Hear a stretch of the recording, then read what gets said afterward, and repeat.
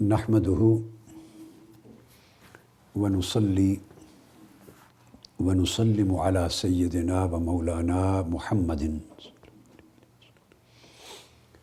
رسولہ النبی الامین المکین الحنین الکریم الرؤوف الرحیم ونصلی ونسلم علی آلہ الطیبین الطاہرین المطہرین وصحبہ الکرام المتقین المخلصین المکرمین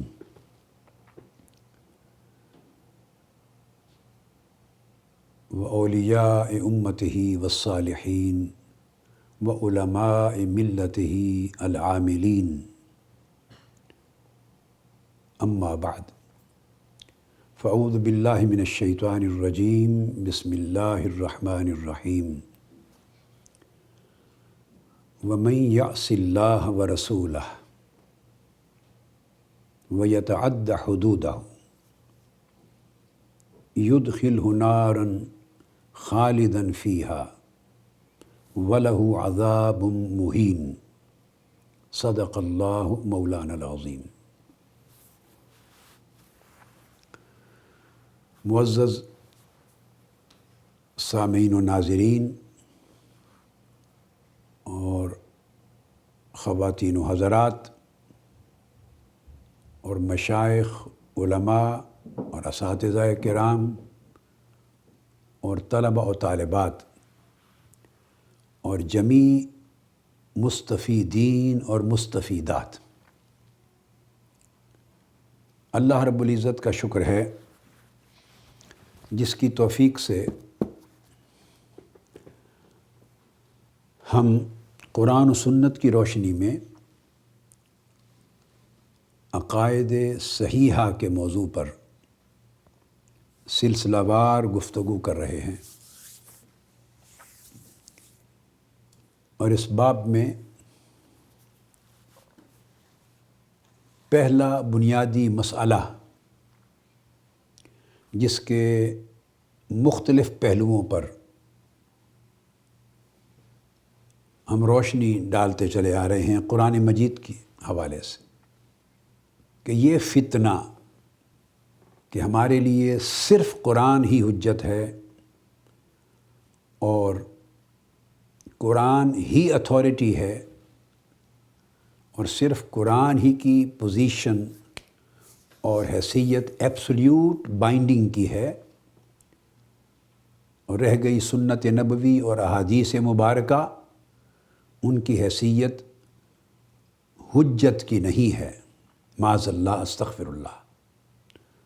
اور حجیت میں، اتھارٹی ہونے میں انہیں قرآن سے الگ کر دینا، اور دین کے باب میں عقائد، احکام اور مسائل کی تشریح و تعبیر صرف قرآن سے کرنا، حدیث و سنت کو حجت سمجھے بغیر اور قرآن کی تعبیر، تعویل، تشریح اور تفسیر میں حدیث اور سنت نبوی کی مدد لیے بغیر،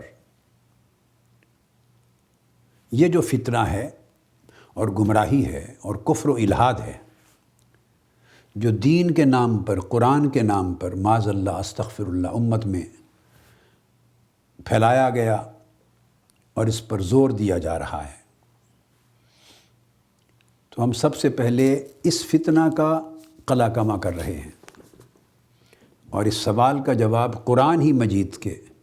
سینکڑوں آیات اور سینکڑوں مقامات سے مہیا کر رہے ہیں۔ اس کے بہت سے پہلوؤں پر گفتگو ہو چکی ہے،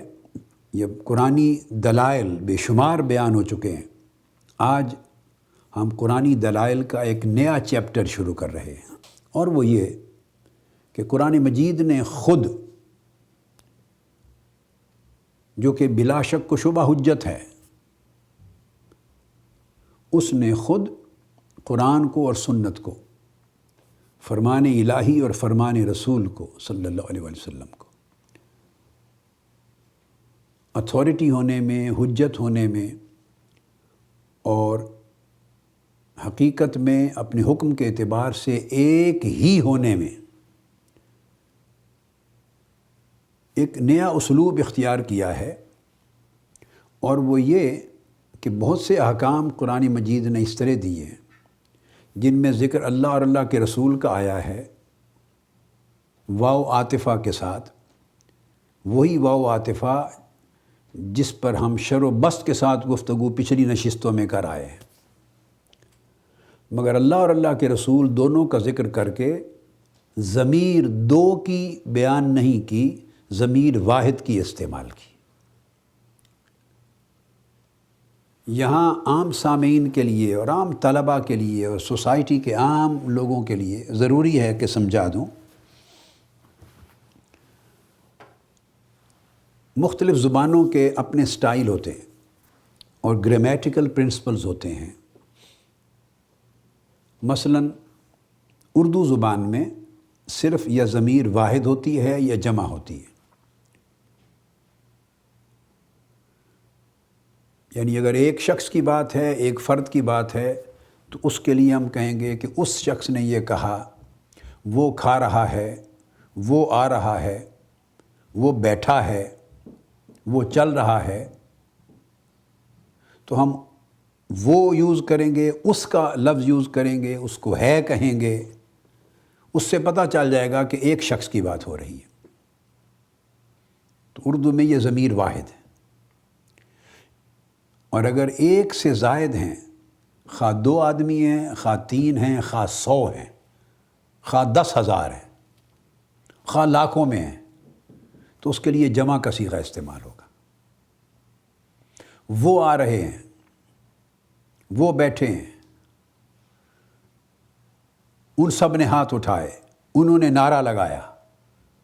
تو ہم یوں نہیں کہیں گے اس نے نعرہ لگایا، انہوں نے۔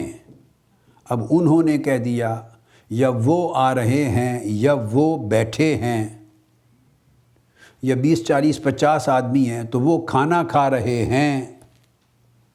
یہ اس طرح کا صیغہ استعمال ہوگا جمع کا۔ اس جمع میں 2 افراد بھی ہو سکتے ہیں، اور 2 کی بجائے 20 بھی، اور 20,000 بھی، اور 20 لاکھ بھی۔ بس یہ 2 ضمیریں، 2 صیغے یوز ہوتے ہیں۔ یہی انگلش میں ہم اگر ایک شخص کی بات کریں گے تو کہیں گے ہی is doing this, he is eating, he is sitting, he has said this and that,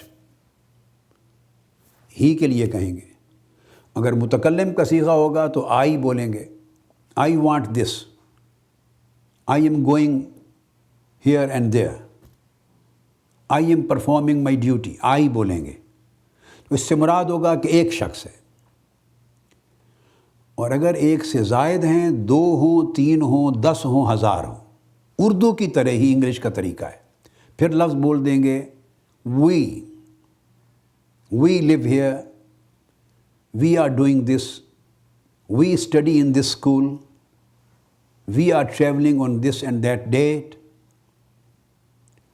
یا ان کے لیے کہیں گے تو they are playing cricket, they are playing football, they have lost their game، پوری ٹیم کے لیے کہیں گے they have lost their game and come back، they are studying، they are listening to my lecture۔ تو they بولیں گے، اس میں 10 بھی ہو سکتے ہیں، 2 بھی ہو سکتے ہیں، 1000 بھی ہو سکتے ہیں۔ تو انگلش اور اردو کے جو گرامیٹیکل پرنسپلز ہیں، واحد اور جمع کے، وہ ایک جیسے ہیں۔ اب اس کو اچھی طرح آپ آسانی سے سمجھ گئے۔ اب اس پوزیشن میں آپ عربک کو لے لیں، عربی کا اصول جدا ہے۔ عربی میں ایک واحد ہے ایک کے لیے، اور جمع کا صیغہ استعمال ہوتا ہے کم سے کم 3 یا 3 سے زیادہ ہو۔ عربی میں 2 افراد کے لیے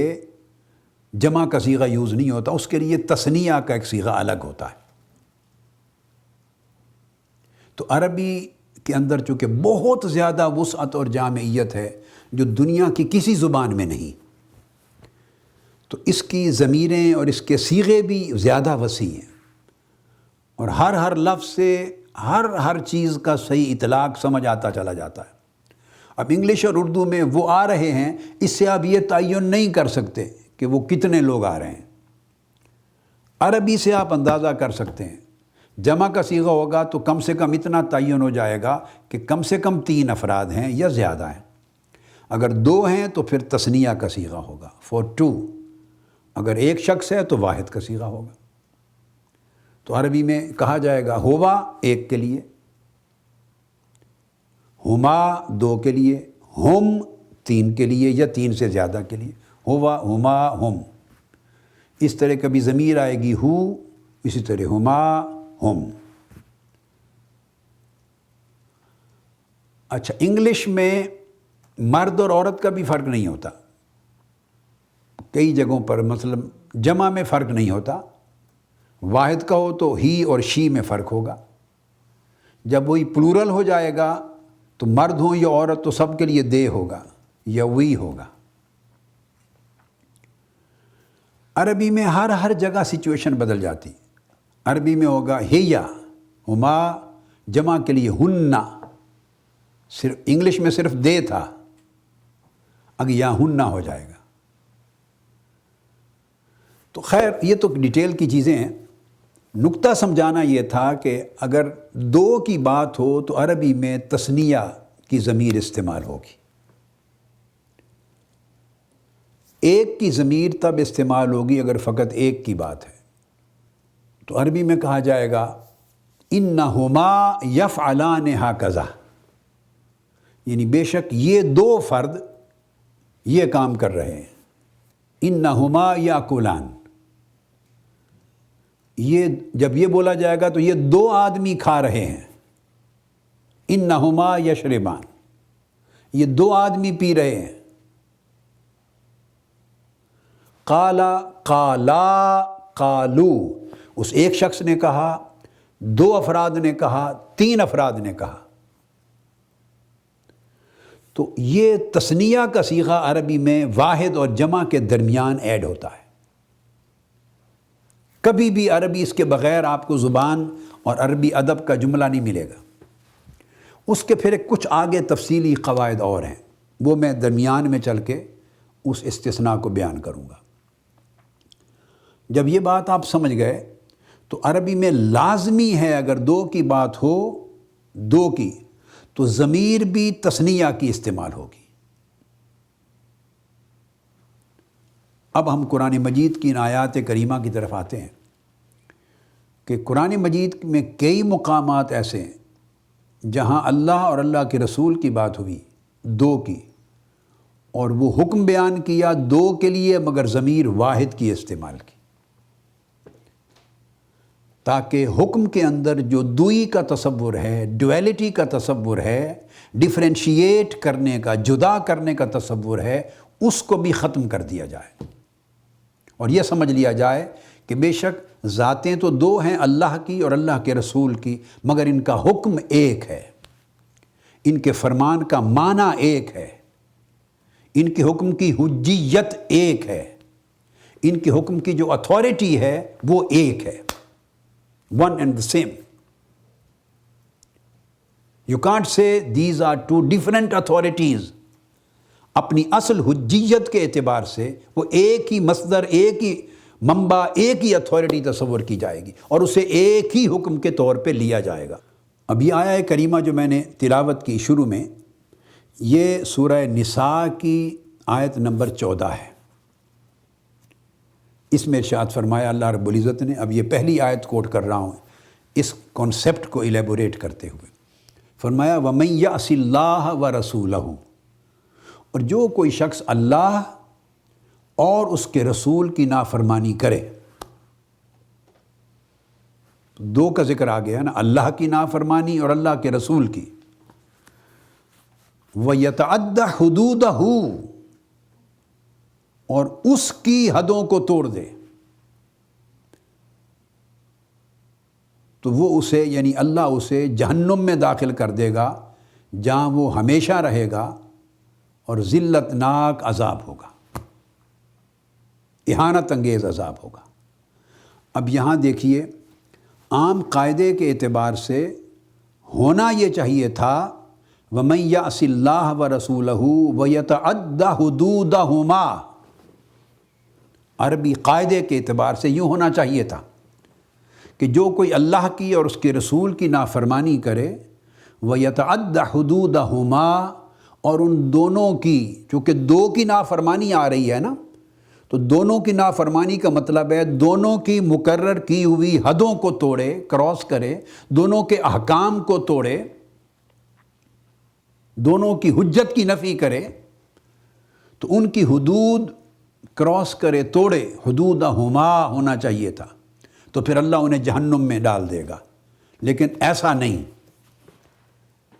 قرآن مجید نے یہ جو عربی کا ایک مسلمہ اصول ہے اس کو نہیں اپنایا۔ اب ہم اس کو غلط نہیں کہہ سکتے کہ معاذ اللہ یہ آیت کریمہ عربی قاعدے کے خلاف ہے، نہیں، ہمارا عقیدہ یہ ہے کہ عربی کے تمام قواعد قرآن کے تابع ہیں۔ اگر کوئی چیز ظاہراً عبارت، کوئی جملہ عربی کے معروف اور مسلم قاعدے کے خلاف آ جائے گا تو ہم یوں نہیں کہیں گے کہ یہ عبارت معاذ اللہ عربی کے قواعد کے اعتبار سے غلط ہے، نہیں، استغفر اللہ العظیم، ہم اس کو بھی عربی کا ایک قاعدہ تصور کر لیں گے، یہ عقیدہ ہے مسلمان، وہ بھی ایک نیا قاعدہ بن جائے گا۔ یعنی قرآن کا اپنایا ہوا ہر اصول اور ہر اسلوب، ہر سٹائل، قرآن کا بیان کیا ہوا ہر اس کا جو لٹریری پیٹرن ہے قرآن مجید کا، وہ خود ایک نیا پرنسپل، گرامیٹیکل پرنسپل قائم کر دے گا، ایک نیا اصول بنا دے گا۔ تو یہاں بجائے یہ کہنے کے کہ جو ان دونوں کی حدوں کو توڑے، فرما دیا جو اللہ اور اس کے رسول کی نافرمانی کرے اور اس کی حدوں کو توڑے۔ اب اردو ترجمے میں آپ بات کو سمجھ جائیں گے، تو یہ یوں نہیں قرآن نے کہا کہ ان دونوں کی حدوں کو توڑے یا ان کی حدوں کو توڑے، اس کو نہ جمع بنایا نہ تثنیہ، دو کے لیے بنایا، دو کا ذکر کیا، مگر دونوں کے حکم کی نافرمانی کو اس کی حدوں کو توڑنا قرار دے دیا۔ یعنی یہاں آ کر وہ ضم ہو جاتی ہیں دونوں حجتیں اور دونوں حجیتیں اور دونوں اطاعتیں اور دونوں احکام جو ہیں ان کا وجوب اور ان کا لزوم، ان کی آتھینٹسٹی، ان کی بائنڈنگ کیپیسٹی، ان کی اتھارٹیٹیونیس، ان کی مینڈیٹوری پروویژن، ان کی کمپلسری پروویژن، ان کی امپیریٹو پروویژن، ان کی اوبلیگیٹری پروویژن، یہ دو نہیں رہتی۔ جب اللہ اور اس کے رسول کے ذکر آتا ہے تو ان دا اینڈ جب حکم متعین کرتے ہیں تو وہ دونوں مل کر ایک ہو جاتی ہیں۔ یہ قاعدہ نیا بنا، تو عربی کے قاعدے کی خلاف ورزی نہ ہوئی، بلکہ قرآن کی اس آیت کے سٹائل نے ایک نیا قاعدہ اور نیا حکم وضع کر دیا، اور یہ ثابت کر دیا کہ اللہ اور اللہ کے رسول کا جب معاملہ آئے تو یہ ایکسیپشنل ہے، یہ اس میں استثناء ہے، یہ عام لوگوں کی بات نہیں ہے۔ یہ وجہ ہے کہ آپ الحمد سے والناس تک پورے قرآن مجید کا مطالعہ کر لیں، کسی جگہ قرآن مجید میں جہاں اللہ کے رسول کو چھوڑ کر اللہ اور مخلوق میں سے کسی اور کا ذکر آیا ہے، اللہ کا اور اس کے ساتھ اگر کہیں مخلوق کا ذکر آیا ہے تو کبھی بھی ضمیر واحد کی استعمال نہیں ہوگی۔ الحمد سے والناس تک میں آپ کو ایک قطعی طور پہ ایک چیلنج کی حیثیت سے ایک باقاعدہ اصول بتا رہا ہوں پورے قرآن میں۔ اول تو یہ ذہن میں رکھ لیں کہ واو عاطفہ کے ساتھ اس طرح بہت کم چانس آتا ہے کہ اللہ مخلوق کو اپنے ساتھ شامل کرے، ایک دو بڑی فیو ایکسیپشنز ہیں، اور وہ ایکسیپشن بھی سمجھاتا ہوں کیوں۔ بالعموم اللہ رب العزت مخلوق کو واو عاطفہ کے ساتھ اور کہہ کر اپنے نام کے ساتھ نہیں ملاتا، پہلی بات یاد رکھ لیں۔ مخلوق کی کیا مجال کہ مخلوق کا نام اللہ کے نام کے ساتھ واو عاطفہ کے ساتھ جڑے، کیونکہ میں نے آپ کو بات بتا دی تھی کہ واو عاطفہ کا جو معنی ہے نحو کے لحاظ سے اور اصول کے اعتبار سے وہ جمع اقتران اور تشریک پر دلالت کرتا ہے، اکٹھا ہونے اور اس حکم میں دونوں کے یکساں طور پہ شریک ہونا، یکساں پارٹیسپیشن، تشریک پر دلالت کرتا ہے۔ اس لیے اس واو عاطفہ کو واو مشرکہ بھی کہتے ہیں، واو مشرکہ، کہ تشریک پیدا کرتا ہے، دونوں کو شریک کر دیتا ہے اس حکم میں اکٹھا۔ یہاں ایک نقطہ سمجھ لیں یہ ایک عام آدمی کا کیس نہیں ہے، مگر چونکہ میری گفتگو علماء بھی سن رہے ہیں، اساتذہ بھی سن رہے ہیں، اہل علم و فن بھی سن رہے ہیں، اور ایسے لوگ بھی جن کو چلو تھوڑی زیادہ سدھ بدھ ہے، اتنی کہ کم سے کم سادہ لوگوں کو گمراہ کرنے کے لیے ہیں، اتنی سوجھ بوجھ ہے کہ دو چار اٹکل پچو لگا کے عام لوگوں کو گمراہ کر سکتے ہیں، کنفیوز کر سکتے ہیں، ہر قسم کا طبقہ سنتا ہے۔ تو کوئی یہ کہہ سکتا ہے کہ نحو کی بعض کتابوں میں اور اصول کی بعض کتابوں میں بعض نحات کے مذہب میں جو واو عاطفہ ہے وہ تشریک کے لیے نہیں، وہ ترتیب کے لیے آتی، اس کا ذکر بھی آیا ہے، مگر جمہور نے اس کو رد کیا ہے۔ ان کا مطلب یہ ہے کہ جب واو عاطفہ لگے تو پھر اس کا مطلب جتنی چیزوں کے درمیان واو لگتی ہے اس کا معنی ہوتا ہے کہ یہ احکام اس ترتیب سے ہوں گے، اس سے ترتیب مراد لی جاتی، تشریک نہیں، بلکہ ایک پریورٹی، ایک ترتیب بنائی جاتی ہے، پہلے یہ ہوگا، پھر یہ، پھر یہ، پھر یہ، ترتیب بنائی جاتی ہے۔ اس کو جمہور نحات نے، ائمہ نحو نے اور ائمہ اصول نے رد کر دیا کہ قرآن مجید میں ایسی کئی آیتیں ہیں کہ جہاں واو عاطفہ کئی چیزوں کے درمیان لگی اور دوسرے مقام پر اس سے ترتیب کو بدل کر وہی بات بیان ہوئی۔ تو اگر اس کا مطلب ترتیب ہوتا، ارینجمنٹ ہوتا، تو دوسرے مقام پر ان چیزوں کے ارینجمنٹ کو بدل کر آیت نازل نہ ہوتی۔ تو ثابت ہوا کہ یہ ترتیب پہ دلالت نہیں کرتی۔ اس طرح آپ وضو کو لے لیں، وضو کی آیت ہے، اس کے اندر ارشاد فرمایا گیا، اعوذ باللہ من الشیطان الرجیم، اذا قمتم الى الصلاة فاغسلوا وجوہکم وایدیکم الى المرافق وامسحوا برؤوسکم وارجلکم الى الکعبین۔ اگر ترتیب مراد لی جاتی تو حکم یہ ہوتا کہ پھر یہ ترتیب وضو میں فرض ہو جاتی، یہ ترتیب وضو میں فرض ہو جاتی، جبکہ ترتیب وضو کے اندر فرض نہیں ہے۔ ائمہ کے ہاں، فقہ میں، شریعت میں یہ ترتیب فرض نہیں ہے، یہ چار فرائض وضو ہیں مگر ترتیب اٹسیلف فرض نہیں ہے۔ تو اگر واو عاطفہ ترتیب پہ دلالت کرتی تو جس طرح چار ارکان ہیں وضو کے آیت میں بیان ہوئے، اسی طرح ان کی ترتیب پانچواں رکن ہو جاتی، وہ بھی فرض ہو جاتی، مگر نہیں۔ اور کئی مقامات ہیں جس میں قرآن مجید میں ایک ہی بات بیان ہوئی ہے، انبیاء کا ذکر آیا ہے، واو عاطفہ کے ساتھ کسی ایک جگہ کسی نبی کا ذکر پہلے، دوسرے کا بعد، پھر اس کے بعد دوسرے مقام پر وہ حکم بدل گیا ہے۔ کئی مقامات پر بعض اور اعمال کی ترتیب بدل دی ہے ذکر کرنے میں۔ تو ترتیب قرآن مجید کی کئی آیتیں ہیں جو اسٹیبلش کر دیتی ہیں کہ یہ ترتیب پر دلالت نہیں کرتی، تشریک پر کرتی۔ جب تشریک کی بات ہو گئی تو اب قرآن مجید میں ایکسیپشن ہے، میں بات کر رہا تھا کہ مخلوق کو بالعموم اللہ تعالیٰ واو عاطفہ کے ذریعے ایک فعل میں، ایک حکم میں اپنے ساتھ شریک نہیں کرتا۔ اول تو مخلوق واو عاطفہ کے ساتھ اسم الہی کے ساتھ شریک نہیں ہوتی، اللہ جمع نہیں کرتا، یہ صرف رسول پاک صلی اللہ علیہ وسلم کا استثناء ہے۔ صرف حضور علیہ السلام کی ذات اقدس کو اللہ نے اپنے محبوب پیغمبر، نبی اور رسول کو کئی مقامات میں، کئی احکام میں ان کا ذکر اس بحث کے بعد کروں گا۔ 100 آیتیں ایسی ہیں، 100 یاد رکھ لیں، 100 مقامات پر، 100 احکام میں اللہ رب العزت نے واو عاطفہ کے ذریعے حضور علیہ السلام کو اپنے ساتھ کسی نہ کسی حکم میں شریک کیا ہے۔ 100 ڈیفرنٹ احکام میں اللہ نے حضور علیہ السلام کو اپنے ساتھ شریک کیا ہے۔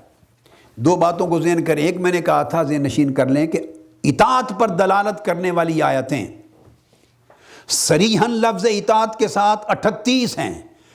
جن میں حضور کی اطاعت کو واجب کر دیا ہے اللہ نے اپنی اطاعت کی طرح، لیکن لفظ اطاعت کے ساتھ اور لفظ اطاعت کے بغیر دوسرے الفاظ کے ساتھ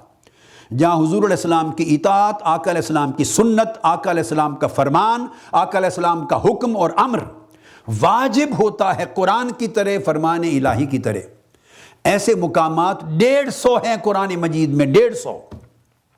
جہاں اللہ تبارک و تعالیٰ نے حضور علیہ السلام کی اطاعت اور سنت کا واجب ہونا اللہ کے حکم کی طرح بیان کر دیا، وہ 150 ہیں۔ اور اب میں ایک تیسری چیز بیان کر رہا ہوں، وہ یہ کہ 100 آیتیں ایسی ہیں قرآن مجید میں جہاں اللہ تبارک و تعالیٰ نے مختلف چیزوں اور مختلف معاملات اور احکام میں خود کو اور رسول صلی اللہ علیہ وسلم کو و عاطفہ کے ذریعے شریک کیا، اکٹھا جمع کیا ہے۔ اس میں سے کچھ نمونے میں بعد میں بیان کرتا ہوں۔ 100 جگہوں پر جمع کیا ہے، جبکہ دوسری مخلوق الحم سے والناس تک ایک مقام پر بھی اللہ رب العزت نے خالق اور مخلوق کا ذکر و عاطفہ کے ذریعے جمع نہیں کیا۔ تو کوئی بات تو ہوگی، جو فرق اللہ نے قائم رکھا ہے ہم اس فرق کو کیوں مٹاتے ہیں؟ ہمیں چڑ کیا ہے آقا علیہ السلام کی ذات کی عظمت سے؟ ہمیں کیا چڑ ہے عظمت اور رفعت مصطفیٰ سے؟ ہمیں کیا چڑ ہے عظمت نبوت مصطفیٰ سے، عظمت رسالت مصطفیٰ سے، عظمت شان مصطفیٰ سے؟ آقا علیہ السلام کی شان محبوبیت کے ساتھ، آقا علیہ السلام کی قدر و منزلت کے ساتھ، اللہ کی بارگاہ میں آقا علیہ السلام نے کی جو وہ تعظیم و تکریم اللہ نے دی ہے امت کے لیے، اس سے ہمیں کیا چڑ ہے کہ اللہ 100 مختلف معاملات میں اور احکام میں اور امور میں رسول کو اپنے ساتھ ملائے، شریک کرے، اور ہم تلے ہوئے ہیں پھوڑنے پر، جدا کرنے پر، فرق کرنے پر؟ وہ اس لیے کہ اللہ کے حکم کو ڈیمونسٹریٹ کرنے والے ہی صرف رسول پاک ہیں، اور تو ہے کوئی نہیں۔ اللہ کے حکم کو، میسج کو کمیونیکیٹ کرنے والے ہی رسول پاک صلی اللہ علیہ وسلم ہیں، اور تو ہے کوئی نہیں۔ اللہ کے منشا کو الیبوریٹ کرنے والے رسول پاک صلی اللہ علیہ وسلم ہیں، اور تو ہے کوئی نہیں۔ اللہ رب العزت کا ہر حکم، ہر منشا، ہر امر، ہر نہیں، اس کو عملی شکل دینے والے رسول پاک صلی اللہ علیہ وسلم ہیں، اسے ریسیو کر کے ہمیں پہنچانے والے حضور علیہ السلام ہیں، اس کی شرح کرنے والے، اس کو ایکسپلین کرنے والے، اس کو عملی جامہ پہنا کر ہم تک پہنچانے والے۔ بھئی آقا علیہ السلام کے سوا منشا الہی کا ہم تک پہنچنے، سمجھنے، سمجھانے کا ذریعہ ہی کوئی نہیں۔ اس لیے وہ 100 مقامات پر نئے نئے احکام میں، امور میں، معاملات میں حضور علیہ السلام کو و عاطفہ کے ذریعے اپنے ساتھ شریک کرتا ہے، جبکہ کسی اور مخلوق کو یہ مقام نہیں دیا اللہ پاک نے۔ اگر آقا علیہ الصلوۃ والسلام یہ اللہ کا نبی اور رسول عند اللہ بارگاہ الوہیت میں اپنی قرب، اپنی منزلت، اپنی قدر، اپنی عزت اور اپنی عظمت کے اعتبار سے باقی مخلوق جیسا ہوتا تو باقی مخلوق کو بھی اللہ رب العزت یہی شرف عطا کرتا کہ و عاطفہ کے ذریعے اپنے ساتھ ان کے ناموں کو بھی شریک کرتا، مگر نہیں، اللہ پاک مخلوق کو یہ شان نہیں دیتا، مخلوق کو یہ قدر و منزلت نہیں دیتا کہ اپنی ذات کے ساتھ و عاطفہ کے ذریعے ان کو شریک ٹھہرائے۔ نہیں، یہ صرف آقا علیہ الصلوۃ والسلام کی شان ہے۔ اور جو میں نے کہا استثناء، وہ بھی سن لیجئے، وہ فرمایا وہ صلاۃ کے معاملے میں، درود کے معاملے میں، وہ فرمایا ان اللہ وملائکتہ یصلون علی النبی، بے شک اللہ اور اس کے فرشتے مخلوق ہیں۔ یہاں واو عاطفہ اور واو مشرکہ کے ذریعے اللہ نے ملائکہ کو اپنے ساتھ شریک کیا اس فعل میں۔ اب جہاں ملائکہ کو اپنے ساتھ شریک کیا ہے تو سوچئے کس فعل میں شریک کیا ہے؟ یصلون علی النبی، اپنے محبوب سیدنا محمد مصطفیٰ پر درود و سلام پڑھنے کے فعل میں شریک کیا۔ وہاں بھی آقا علیہ السلام کی عظمت کی خاطر، وہاں بھی آقا علیہ السلام کی قدر و منزلت کی خاطر، وہاں بھی آقا علیہ السلام کے علو شان کی خاطر ان کو شریک کیا اس و عاطفہ میں۔ مگر وہاں بھی آپ دیکھیے جب شریک کیا ہے تو صیغہ واحد کا نہیں استعمال کیا، فعل میں ضمیر واحد کی نہیں، ضمیر جمع کی ہے۔ ان اللہ و ملائکتہ یصلون علی النبی، یصلون جمع کا صیغہ ہے، جمع کا فعل، تو ضمیر جمع کی رکھی ہے، واحد کی نہیں بنائی۔ اور اگر یہاں آقا علیہ الصلوۃ والسلام کا معاملہ تھا نا، چونکہ حضور علیہ السلام کا معاملہ تھا، یہ بڑی دقیق چیزیں ہیں۔ جب تک قرآن میں غوطہ زن ہو کر ایک ایک آیت کے اسلوب میں کیا کیا فرق ہے اور کیوں فرق ہے، جب اس تہ میں نہیں اتریں گے آپ کو قرآن کے معانی اور معرف کا درک نہیں نصیب ہوگا، ادراک اور معرفت۔ اور جب تک قرآن کی حقیقی معرفت معانی کی نہیں ہوگی آپ صحیح عقائد اخذ نہیں کر سکیں گے، گمراہ ہوں گے اور لوگوں کو بھی گمراہ کریں گے۔ چونکہ یہاں معاملہ تھا اپنے محبوب صلی اللہ علیہ وسلم پر درود و سلام بھیجنے کا، تو حضور کی عظمت اور محبوبیت اور آقا علیہ السلام کی قدر و منزلت کی خاطر صحابہ کرام کو یہ شرف دے دیا کہ وہ عاطفہ کے ذریعے شریک ہو جائیں اس فعل میں، حضور پر درود پڑھنے کے فعل میں۔ کہا ملائکہ کو تم بھی شریک ہو جاؤ میرے ساتھ۔ آقا علیہ السلام کے صدقے ملائکہ کو یہ شرف ملا۔ اب اللہ رب العزت اہل ایمان اور اہل ذکر پر بھی درود بھیجتا ہے اور فرشتے بھی بھیجتے ہیں، وہ ذکر بھی آیا۔ اب اس کا اسلوب دیکھیے، وہ عاطفہ کے ذریعے شریک نہیں کیا فرشتوں کو، وہاں فرشتوں کو جدا کر دیا۔ جب اہل ایمان، اہل ذکر اور مومنین و ذاکرین پر درود بھیجنے کی بات آئی تو چونکہ آقا علیہ السلام کی ذات نہیں تھی وہاں ذکر میں، لہٰذا فرشتوں کو جدا کر دیا وہاں خود سے، وہ عاطفہ کے ذریعے شریک نہیں کیا ایک فعل میں۔ اور وہ کون سا مقام ہے؟ فرمایا هو الذی یصلی علیکم وملائکتہ لیخرجکم من الظلمات الی النور۔ وہاں علیکم کر کے کہہ کر تفریق کر دیا، علیکم درمیان میں ڈال دیا۔ ملائکہ جب حضور پر درود بھیجتے ہیں تو علی النبی کو درمیان میں وارد نہیں کیا،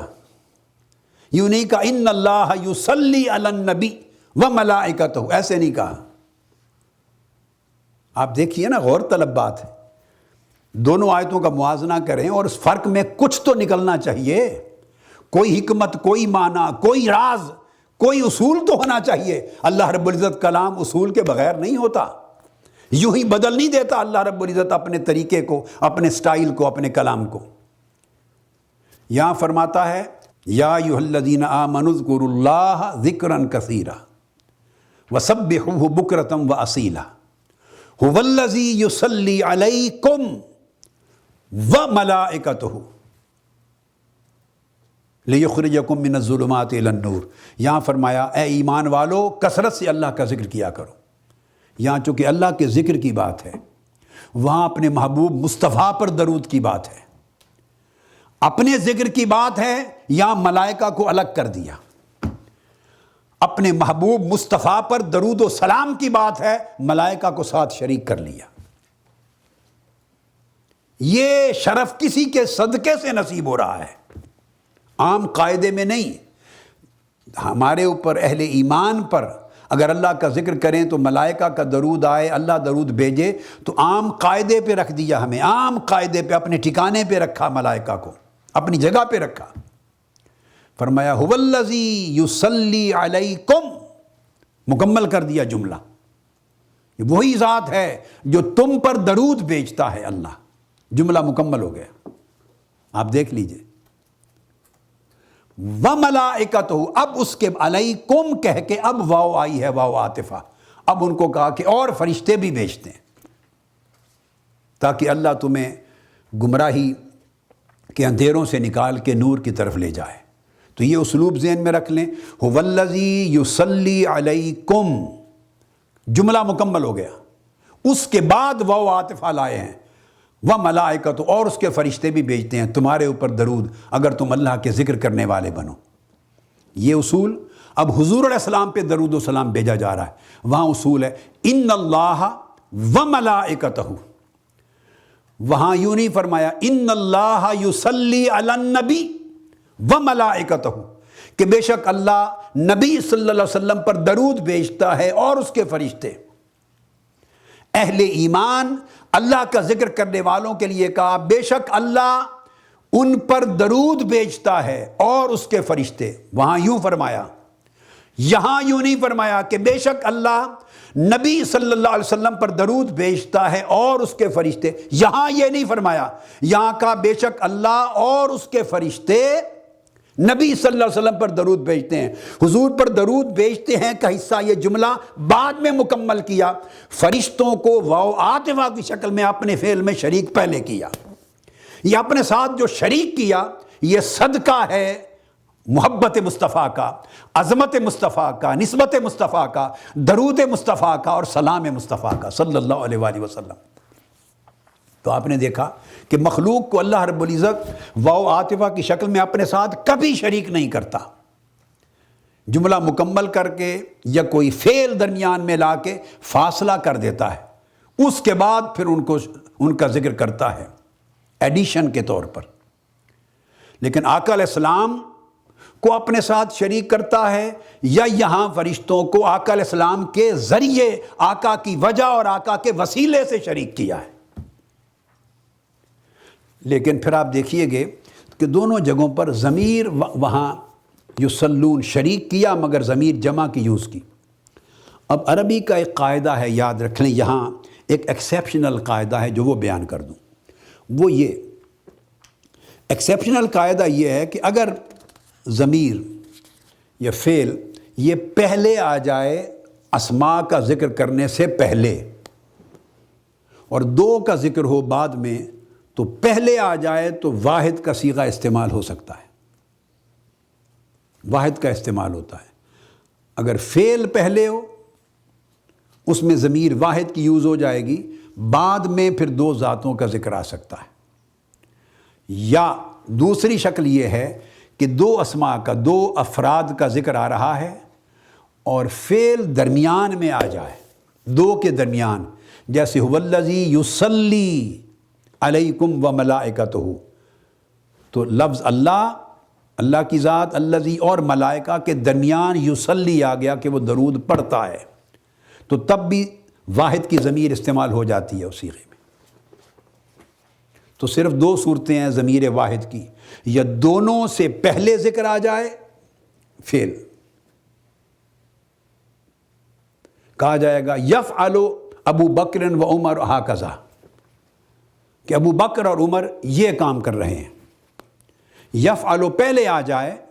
تو پھر ابو بکر و عمر دونوں کے نام سے پہلے یفعل واحد کا صیغہ ہو جائے گا۔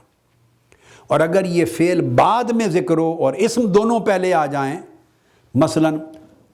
ان ابا بکر و عمر یفعل ہاکذا نہیں کہا جائے گا، پھر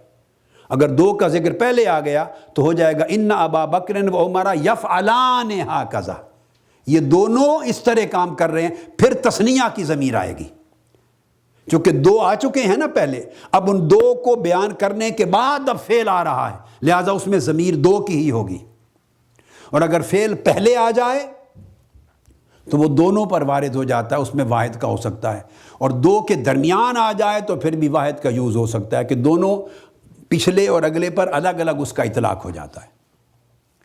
لیکن دو کے بعد آئے تو یاد رکھ لیں، پورے عربی ادب میں اور پورے قرآن میں کہیں بھی دو اسم پہلے آ جائیں اور بعد میں فعل کا ذکر ہو اور اس میں ضمیر آئے تو وہ صیغہ کبھی واحد کا استعمال نہیں ہوگا، دو کا ہے تو تثنیہ کا ہوگا، دو سے زیادہ نام ہے تو جمع کا ہوگا۔ یہ ان ایکسیپشنل پرنسپل ہے۔ اب اس کی روشنی میں اب قرآن مجید کو دیکھیے، اب پوری وضاحت آپ جان گئے۔ اب ارشاد ہوتا ہے جس نے اللہ اور اس کے رسول کی نافرمانی کی، وَيَتَعَدَّ حُدُودَهُ، یہ واحد کی ضمیر ہے، ضمیر الواحد، اور اس کی حدود کو توڑا تو پھر وہ جہنم میں جائے گا۔ تو اللہ تبارک و تعالیٰ نے تثنیہ کا ہما کا صیغہ استعمال نہ کر کے، تثنیہ کی ضمیر استعمال، دو کی ضمیر استعمال نہ کر کے، دو کے لیے ایک کی ضمیر استعمال کر کے اللہ اور اس کے رسول کے لیے ثابت کر دیا کہ دونوں میں سے جو بھی حد مقرر کرے وہ ایک ہی حد ہوگی، خواہ وہ حد قرآن سے مقرر ہو، خواہ وہ حد حدیث رسول اور سنت رسول سے مقرر ہو، وہ شیء واحد ہے، وہ ایک ہی حد تصور کی جائے گی، اس کو دو الگ حدیں تصور نہیں کیا جائے گا۔ یہ پہلا قاعدہ۔ اب یہ آیت کریمہ میں نے آپ کو بتا دی تھی، یہ سورہ نساء اس سورت کا نمبر ہے 4، سورہ نمبر 4 چیپٹر، اور ورس نمبر 14 اب دوسری آیت، اب میں نے بحث سمجھا دی ہے، اب صرف آیتیں کوٹ کر دوں گا، آپ سمجھ جائیں گے۔ فرمایا سورہ انفال، اور سورہ انفال کا یہ جو چیپٹر ہے، سورہ ہے، یہ 8 نمبر ہے، 8، اور آیت نمبر 20 سورہ انفال کی۔ فرمایا یا ایھا الذین آمنوا اطیعوا اللہ ورسولہ ولا تولوا عنہ وانتم تسمعون، اے ایمان والو اللہ کی اطاعت کرو اور اس کے رسول کی اطاعت کرو اور اس سے روگردانی نہ کرو، حالانکہ تم جانتے ہو کہ وہ دونوں کا حکم ایک ہی حکم ہے، حالانکہ تم سن رہے ہو کہ اللہ رب العزت کا فرمان یہ ہے، جان رہے ہو۔ تو یہاں چاہیے یہ تھا عربی عام قاعدے کی روح سے کہ کہا جاتا وَلَا تَوَلَّوْا عَنْهُمَا۔ اس کو امام قرطبی نے بھی بیان کیا اور کئی اور ائمہ نے بھی۔ ایک مسلمہ قاعدہ، اس پر کوئی اختلاف نہیں ہے، یاد رکھ لیں۔ یہ بات نہیں ہے کہ اس پر کسی اور نے اختلاف کیا ہو، ایک مسلم قاعدے کی بات ہے۔ قاعدے کی روح سے چاہیے تھا کہ اللہ اور اس کے رسول کی اطاعت کرو، وَلَا تَوَلَّوْا عَنْهُمَا، اور ان دونوں کی سے روگردانی نہ کرو، دونوں کے حکم سے۔ عَنْهُمَا نہیں کہا، فرمایا اللہ اور رسول کی اطاعت کرو، اطاعتیں دونوں کی بیان کی، اور روگردانی کے لیے کہہ دیا وَلَا تَوَلَّوْا عَنْهُ، ہو واحد کی ضمیر ہے، اور اس سے روگردانی نہ کرو۔ اب میں پوچھتا ہوں کہ اس سے مراد کس سے روگردانی نہ کریں؟ اللہ کے حکم سے یا رسول کے حکم سے؟ چونکہ پیچھے دو کی اطاعت کا ذکر آ رہا ہے، اطیعوا اللہ ورسولہ، اللہ کی اطاعت کرو اور رسول کی اطاعت کرو۔ اگر ایک کا ذکر ہوتا فقط تو تولوا عنہ کا معنی کلیئر تھا، کہ جس کی اطاعت کا حکم ہے پہلے،